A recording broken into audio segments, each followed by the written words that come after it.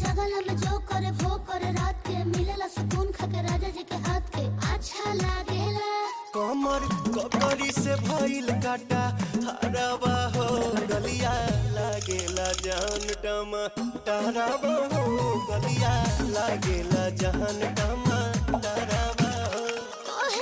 तोर गए तुझे को में पार करना अपने लिखल पहले हम के खिया करना तबे भोल बा कमरिया मोर चाह करना तबे भोल बा कमरिया मोर चाह करना।